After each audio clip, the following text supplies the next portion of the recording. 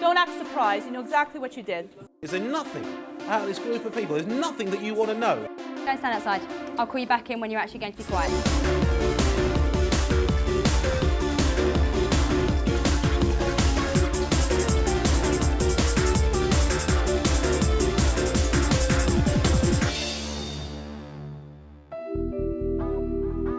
When teachers say they are feeling stressed, what do they actually mean?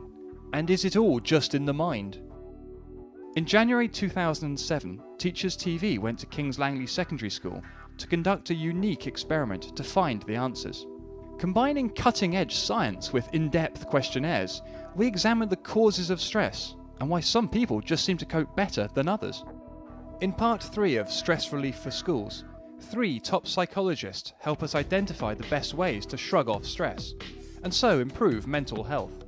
Having carried out research in over 80 different occupational groups, in my view, teaching is probably in the top 3 or 4 most stressful occupations, by far, no question about it. It would be lovely to say I could wave a magic wand or provide everybody with the magic formula to be laid back. For some people it's easier than for others.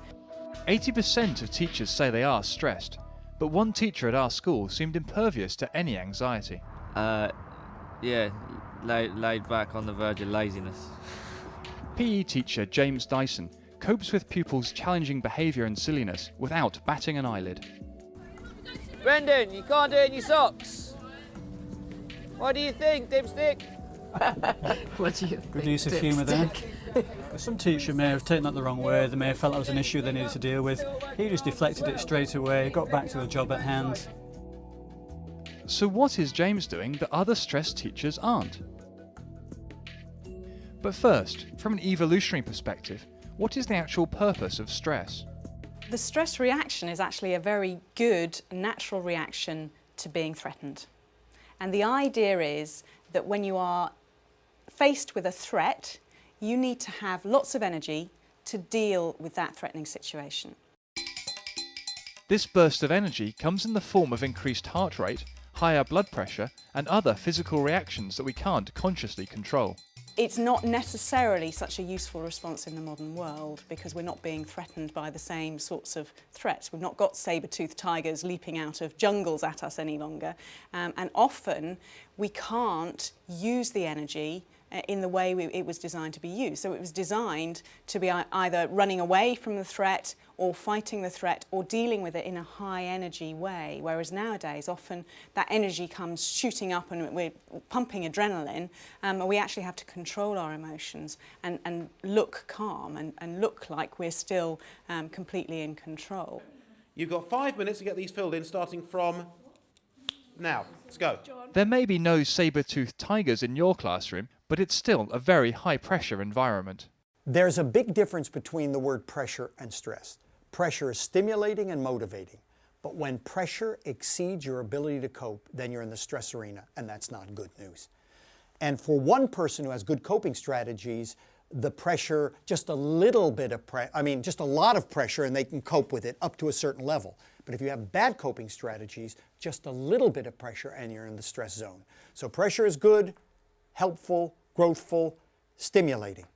But when it exceeds your ability to cope, then you're in the stress arena, and that's what you have to manage. There are differences in the way people respond to stress, and some people have what they think is good stress. They like a demanding job, they're curious people, they want, when they go to work, to be challenged and so on. But that same position for somebody else is bad stress. So start asking people. Can the way people see stress really help them deal with it better? Yeah, you can include yourself and include me. No one's asked me yet. When you have a problem in life, you can do one of two things. You can see it as a real problem, and the glass is half empty. You can see it and say, oh my God, you know, my relationship with my head is so bad, you know, he's dreadful, oh, always doing these things to me. Or you can do the opposite of that. You can see, well, my head is set X, and you know, there may be something in what he says, or I can reframe it in a way. I can look at it slightly differently. I can see it as a potential challenge. Glass is now half full, and it's about that attitude of mind, in my view, that's really important. And that seems to be one of the characteristics of PE teacher James Dyson. He sees the world through a brimming glass. Probably a big kid at heart. I get to spend all day playing sport and doing something that I really love doing with a group of young people who are more enthusiastic than any business that you could go and work in.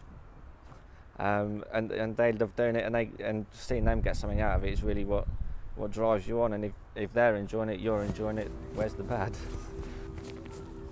Right, boys, we need one ball. I need all of you over here. Stop booting the balls around and stop disgracing me on TV. James's positive attitude has probably played a part in his low stress levels. But did all the other scientific evidence we gathered back it up? At King's Langley School in December 2006, the entire staff completed 2 extensive questionnaires into how stressful they found their jobs.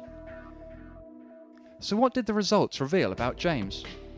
He scored one of the highest on measures of personal achievement, and personal achievement is this measure of being absorbed in what one does, and the indication to me would be that really he's found what for him is a vocation in teaching here. Three's the best so far. He's enthralled with the students the whole way, and his questionnaire results indicate that he wants to make a difference at every level with the students.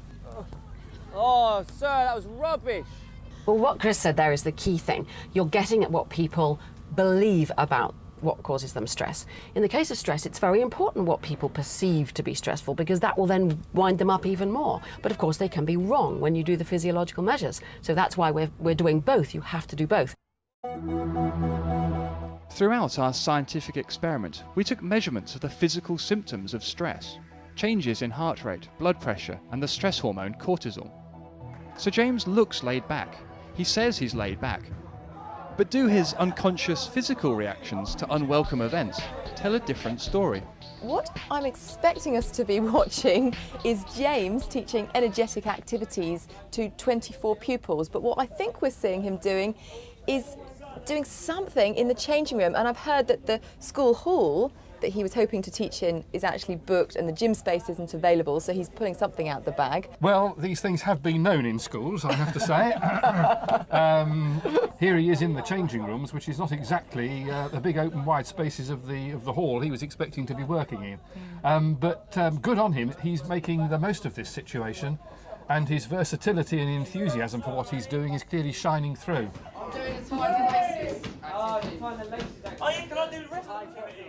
Have you noticed any changes, Chris? Physiologically, he's very stable, heart rate's that's impressively low rate, very envious. And despite the fact he's had this change and really has been thrown out of kilter, he's taken it in his stride so well.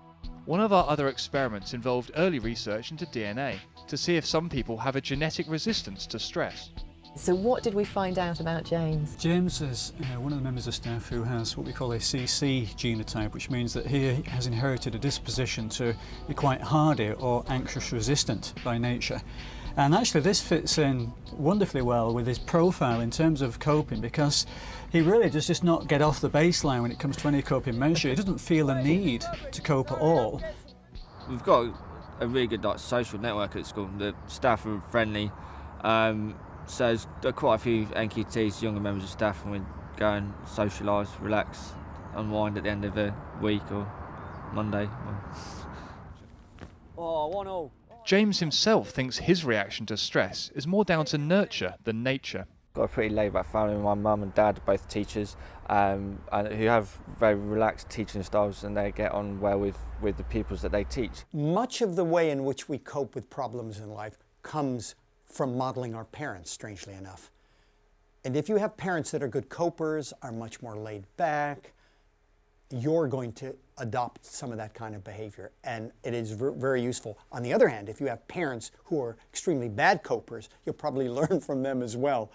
So part of who we are, our makeup, the stock of who we are, particularly our coping strategies, come from our parents. High knees out, 3 lots out. Some of James's colleagues assume his laid-back attitude means he isn't a dedicated teacher, but he's been concealing a secret. He works quite hard, actually. He always gives the impression of not doing anything, but he really does. Not kind of like a blind arrogance, but if you're confident in what you're doing and your lessons are well planned, and you know what you're going to do, so you control the things that you can, then if something happens, like the weather's bad or facilities are not in place, then that's out of your control. So you make do. The issue of control in workplace stress is really quite an important one. And the more you have control, the better. But there are a lot of things that go on in work you have no control over. And there's no point in saying, oh, it's the government doing this to me. Oh, you know, you can't influence directly the government and their policy on education.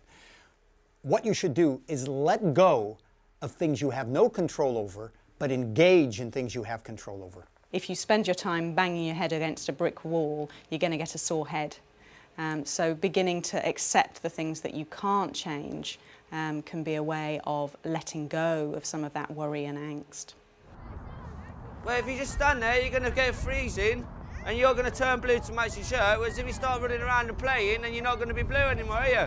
You get given the classes that you teach, so there's no point getting stressed by going, I've got Billy Bloggs in my class who's a pain, I can't believe I've been given this kid.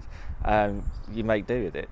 And then once he's in your lesson, then you control the things that you can. So therefore you plan the lessons to fully interact and fully engage people, and therefore if you put your plans, your strategies and engage the pupils, then there's no reason or minimal reason to find stressors or get stressed within your teaching. Young teachers have very little control over their teaching load and timetable, but there is one thing that all teachers should have total control over. The biggest thing that a young teacher has got to do, or a person that's stressed, is to take control of themselves. And if they take control of themselves, they will see that the world will be different. If you could anticipate the kinds of issues, situations, and people that are likely to stimulate stress in you, it's very, very helpful. Self-knowledge is vital to stress management, and being aware of the things that life is going to throw at you is a similar vital element. You know that when X does that to you, it's going to create a reaction in you. You're going to get really angry and you're going to do things that are not adaptive. By knowing that and anticipating it, you'll stop yourself, you'll be a bit calm about it, and you'll think about your reaction more. So what do our experts feel can be learnt from James Dyson? The first step is to see that that could be you. You've got to do it by experimenting a bit. Change what you do, because what you'll find is that if you change your behaviour slightly, your mind will follow. The way in which you view things will change over time.